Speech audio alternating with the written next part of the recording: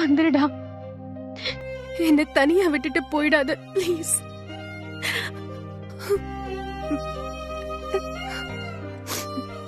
இப்போ உனக்கு என்ன? உன் முன்னால நான் வெளிப்படையா நான் உன்னை லவ் பண்றேன்னு சொன்னதில்ல. அதான உன் பிரச்சனை? ஆமா, என் கோவத்துக்குள்ள என் காதலை மறைச்சுக்கிட்டு நான் நடிச்சுக்கிட்டு இருந்திருக்கேன். இப்பத ஓபனா சொல்றேன். I love you, Sivam. I love you.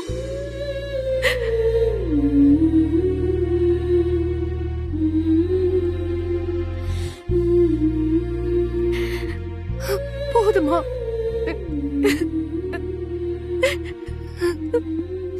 நீதாண்டா என் புருஷன். நீதான் எனக்கு எல்லாமே. இழந்த வாழ்க்கையெல்லாம் நான் உன் கூட வாழணும்டா. நீயும் நானும் ஒன்னா 100 வருஷம் சேர்ந்து வாழணும். சாவுன்னு ஒண்ணு வரும்போது உனக்கு முன்னாடி நான் தான் சாகணும். என்னை விட்டு போயிடாதடா, என்னை விட்டு போயிடாத.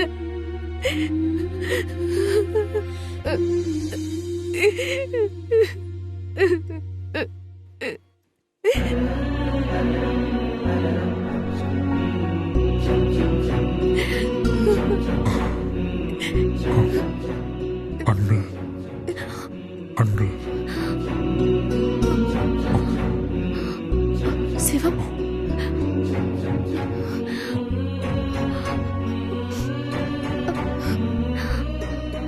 சிவம், அன்று நான் எப்போ உனக்காக இருப்பேன் அன்பு.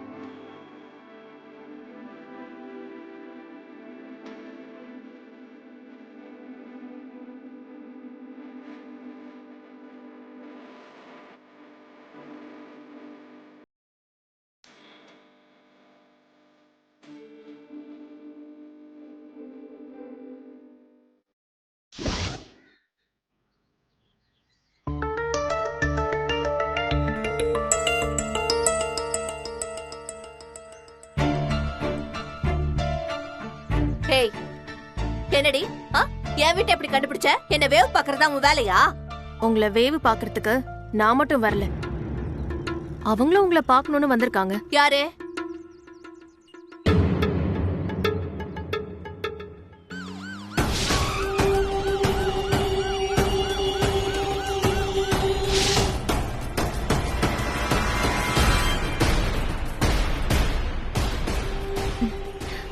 எதுக்கு நான் வேவு பாக்குறேன்னு அவங்க கிட்டே கேளுங்க.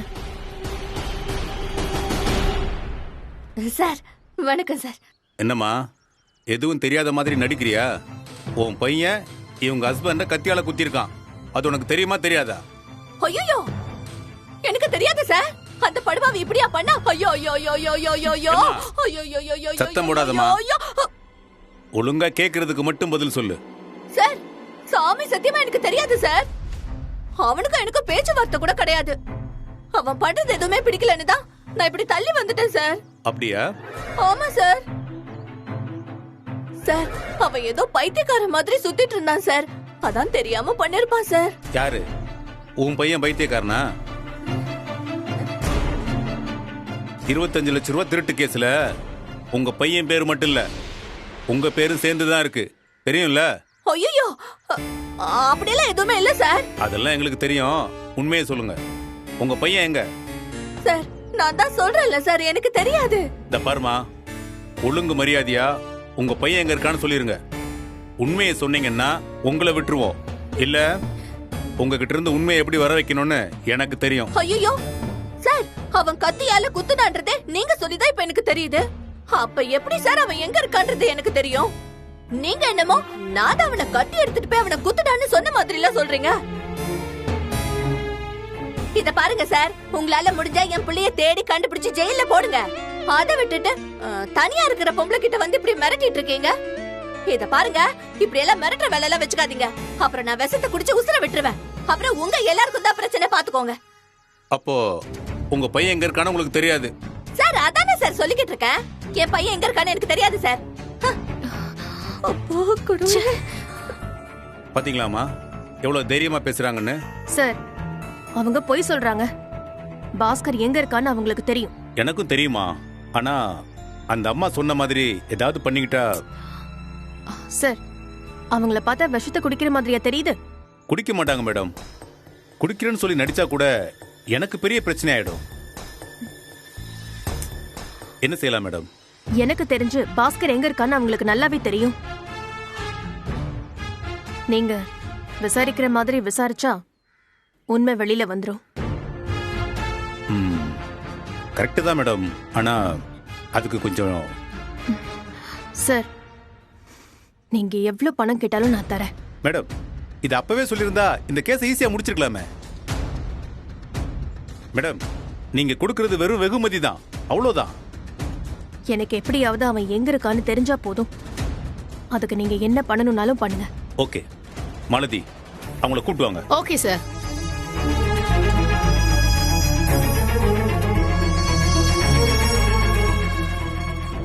மேடம் விடுங்க மேடம், நான் தான் வரல. சார், என்ன சார், எதுக்கு சார் கூப்பிட்டீங்க? நான் தான் அப்பவே சொன்னேன்ல இதுக்கும் எனக்கும் சம்பந்தம் இல்லைன்னு. சரிங்க, உங்க போனை கொஞ்சம் கொடுங்க. போனா ஏன் போன் எதுக்கு நீங்க கேக்குறீங்க? அதெல்லாம் தர முடியாது. போன் தானம்மா, சும்மா கொடுங்க. எதுக்கு சார் தரணும்? உங்ககிட்ட வாரண்ட் இருக்கா? காட்டுங்க. மாலதி, அந்த வாரண்ட காட்டுங்க. சார், போன் தானே, இந்தாங்க வெச்சுக்கோங்க. மாலதி, லைட்டா 2 போடுங்க. சார், என்ன சார், நீங்க தான் போன் கேட்டீங்க, நான் தான் கொடுத்துட்டேன்ல, அப்புறம் என்ன? போனை கொடுத்துட்டீங்க, பையன் எங்க இருக்கான்னு சொல்லலையே. மாலதி, நீங்க ஆரம்பிங்க. ஐயோ ஐயோ ஐயோ, சொல்ல புரியலையா? சார், மன்னிச்சு சார், சார், விட சொல்லுங்க சார். மரியாதையா சொல்ல புரியலையா? சொல்லு. ஐயோ, அம்மா, நான் சொல்லிடுறேன் சார். சொல்லு. அம்மா, இருமா. அம்மா, என்ன சார் இப்படி பண்ணிட்டீங்க? சொல்லுமா. எல்லை பாஸ்கர், எங்கடா இருக்க? என்ன விஷயம் சொல்லு. டேய், போலீஸ் உன்னை தேடிட்டு இருக்கடா. எங்கடா இருக்க? இத பாரு, போலீஸ் கண்ணுல மாட்றாத. போலீஸ்லாம் என்ன பிடிக்கவே முடியாது. நான் அரசு வீட்ல தான் இருக்கேன். என்னது, அரசு வீட்லயா? அம்மா, 4 போட்டாதான் உண்மையே வருது. மேடம், அந்த பாஸ்கர் தான் எங்க இருக்கான்னு தெரிஞ்சிருச்சுல்ல, வாங்க மேடம். அடி பாதகத்தி, என்ன அடி வாங்க வச்சுட்டல. நீ எல்லாம் நல்லாவே இருக்க மாட்ட. உண்மையை சொல்லணும்னா அவங்க அடிச்சதுல எனக்கு வருத்தம் தான். ஏன்னா நான் தான் உன்னை அடிச்சிருக்கணும்.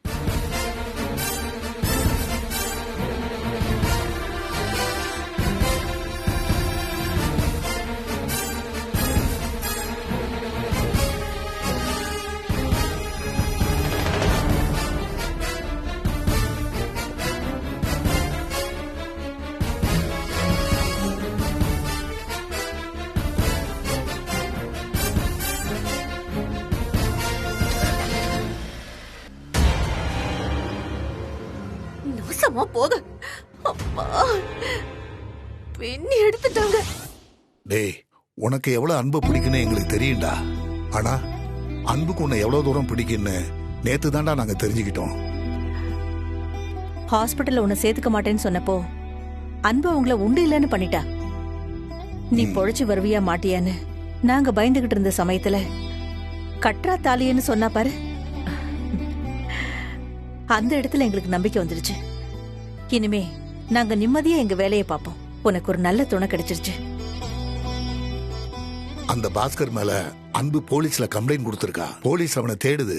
அவன் எங்கேயோ ஓடி ஒளிஞ்சிருக்கான். இனிமே நீ கொஞ்சம் ஜாக்கிரதையா இருக்கணும்டா. அப்பா, இனிமே ஜாக்கிரதையா இருக்க வேண்டியது அவன்தான். என் கண்ணில் மாட்டினா அவன் தொலைஞ்சான். டேய், ஒண்ணுக்கு 3 பிள்ளைங்க இருக்காங்க உனக்கு. அத ஞாபகத்துல வச்சுக்கோ. ரவுடி மாதிரி பேசாத. நீ சும்மா இல்லாம அந்த பாஸ்கரை பட்டு பட்டுன்னு 4-5 தடவை அடிச்ச. கடைசியில என்னாச்சுன்னு பார்த்தேல்ல? பாம்பு மாதிரி காலை கொத்திட்டு போயிட்டான்.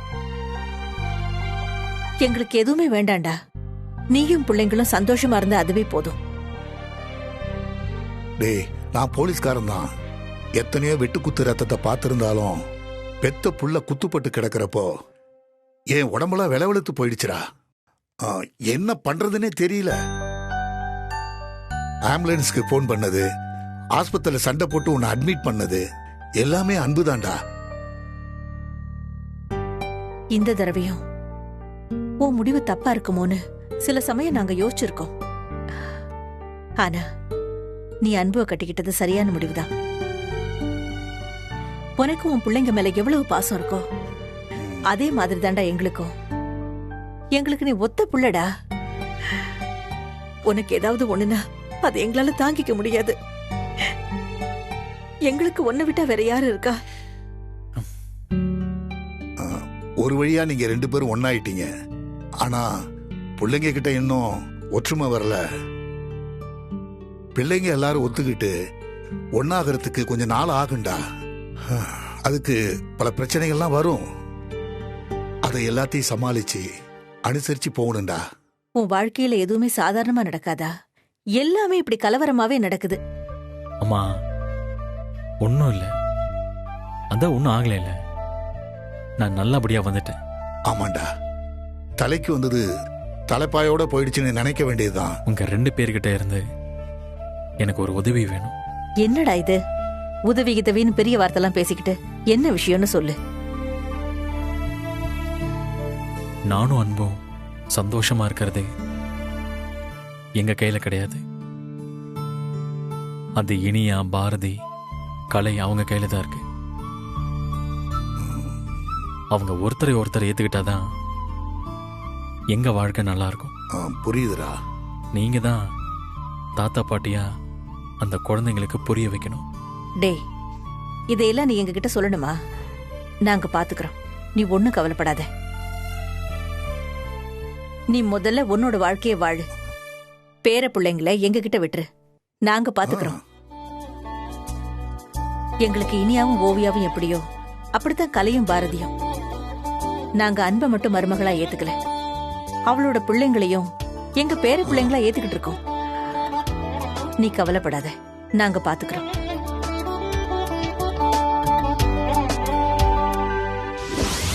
என்ன அரசி, போலாமா?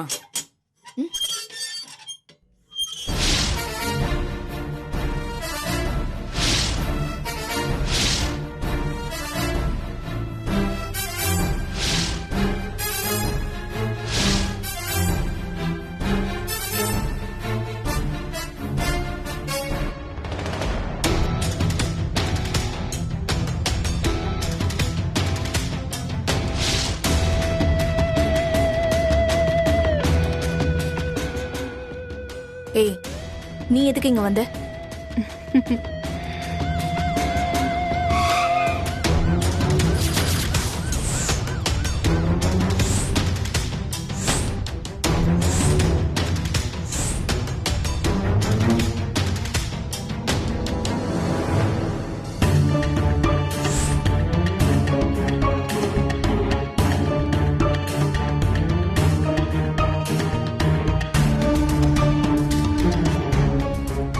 என்ன இன்ஸ்பெக்டர், என்ன விஷயம்? வீடு வரைக்கும் வந்திருக்கீங்க? பாஸ்கருங்கிற கிரிமினல் இங்க தான் இருக்கான்னு கேள்விப்பட்டோம். பாஸ்கரா? அவனை தேடிட்டு ஏன் இங்க வந்திருக்கீங்க? இல்ல சார், அவன் உங்க வீட்டில் தான் பதுங்கி இருக்கான்னு எங்களுக்கு இன்ஃபர்மேஷன் வந்திருக்கு.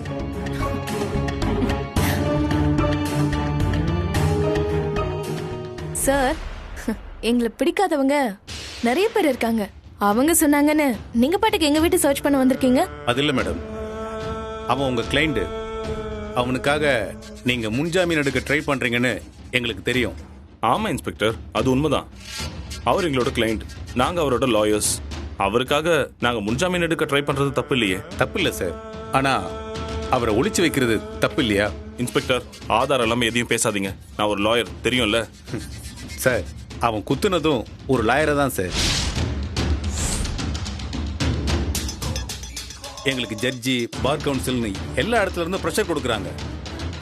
சீக்கிரமா குற்றவாளியை பிடிப்பீங்களா இல்லையான்னு கேள்வி கேட்டு டார்ச்சர் பண்றாங்க. நாளைக்கு கூட லாயர்ஸ்க்கெல்லாம் பாதுகாப்பு இல்லைன்னு போராட்டம் பண்ண போறதா லாயர்ஸுங்கெல்லாம் பேசிட்டு இருக்காங்க. அவங்க கிட்ட எல்லாம் நீங்க வந்து பதில் சொல்லுவீங்களா? எனக்கு உங்களை பத்தி நல்லா தெரியும் மேடம், அதனாலதான் நானே உங்ககிட்ட பேசலான்னு வந்திருக்கேன்.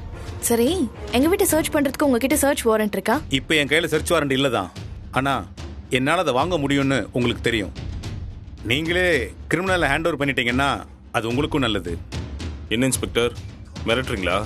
இல்ல சார், உண்மையை சொன்னேன், அவ்வளவுதான். என்னோட நோக்கம் கிரிமினலை அரெஸ்ட் பண்றதுதான்.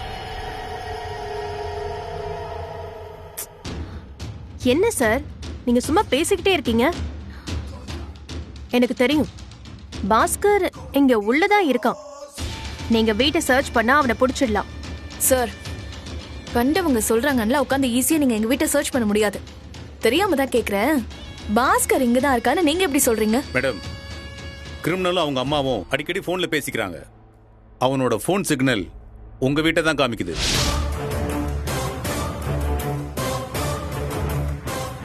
அதனால தான் சொல்றேன் மேடம், ஒருவேளை கிரிமினல் இங்க தான் இருந்தான்னா நீங்க அவனை எங்ககிட்ட ஹேண்ட் ஓவர் பண்ணுங்க.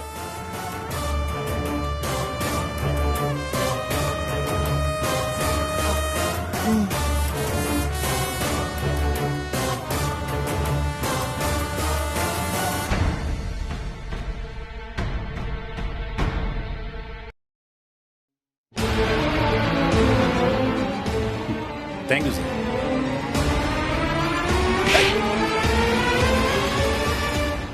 உன்னால நான் பட்ட கஷ்டம் எல்லாம் முடிஞ்சு போச்சு. இனிமே என்னையோ என் புருஷனையோ இல்ல என் குழந்தைங்களையோ ஏதாவது டிஸ்டர்ப் பண்ணணும்னு நினைச்ச நீ உயிரோடவே இருக்க மாட்ட. ஏய், என்னடா வாடா.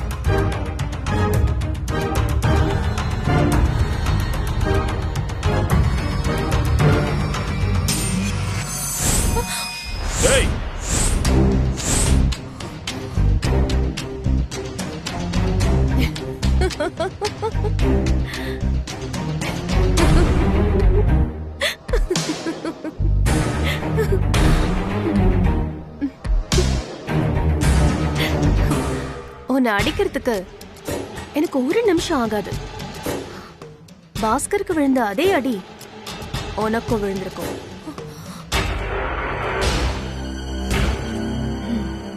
இன்னொரு தடவை என்னையோ என் புருஷனையோ என் குடும்பத்தையோ டிஸ்டர்ப் பண்ணணும்னு நினைச்ச மறுபடியும் இந்த கை ஓங்கெல்லாம் செய்யாது, உன்னை இல்லாம பண்ணிடும்.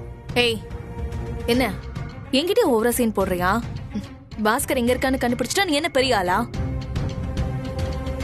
இங்க பாரு, உனக்கு இனிமேதான் பிரச்சனையே. எப்ப நீ சிவம் வாழ்க்கைக்குள்ள வந்தியோ அப்பவே நீயும் என் எதிரி ஆயிட்ட.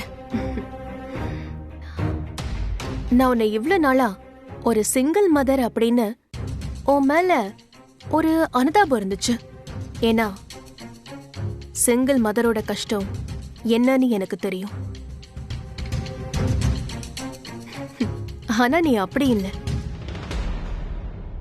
உனக்கு நீ நல்லா இருக்கியோ இல்லையோ, சிவம் நல்லா இருக்க கூடாது. அது மட்டும்தான் உன்னோட நோக்கம். முதல்ல நீ உன்னை நேசி, அப்பதான் உன் பக்கத்துல இருக்கிறவங்களையும் உன்னால நேசிக்க முடியும். ஏய், என்ன உட்காந்து ஃப்ரீ அட்வைஸ் பண்ணிட்டு இருக்கியா? உன்னை விட என்னால சூப்பரா அட்வைஸ் பண்ண முடியும். இங்க பாரு அரசி, ஒருத்தருக்கு கடைசி வரைக்கும் வாய்ப்பு கொடுக்கணும்னு நான் நினைப்பேன். அதனாலதான் உன்கிட்ட பேசிக்கிட்டு இருக்கேன். உண்மையை சொல்லணும்னா, முதல்ல எனக்கு சிவன் மேல காதல்லாம் இல்ல. நான் என் குழந்தைங்க மட்டும்தானே யோசிச்சுக்கிட்டு இருந்தேன். என்ன தேவையில்லாம சேண்டி சிவத்தோட சேர்த்து வச்சது நீதான். எனக்கு சிவன் மேல காதல் வந்ததுக்கு முழு காரணம் நீதான்.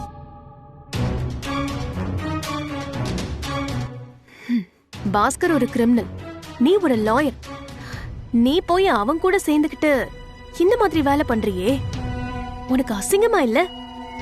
இது பாரு அன்பு, அவ்வளவுதான். அவன் சிவத்தை கத்தியால குத்திருக்கான். அவனை நான் சும்மா விட மாட்டேன். அவனுக்கு தண்டனை கிடைக்கும். ஏய், பாஸ்கர் என்னோட கிளையண்ட். அவனை நான் கண்டிப்பா வெளியில கொண்டு வருவேன். அரசி!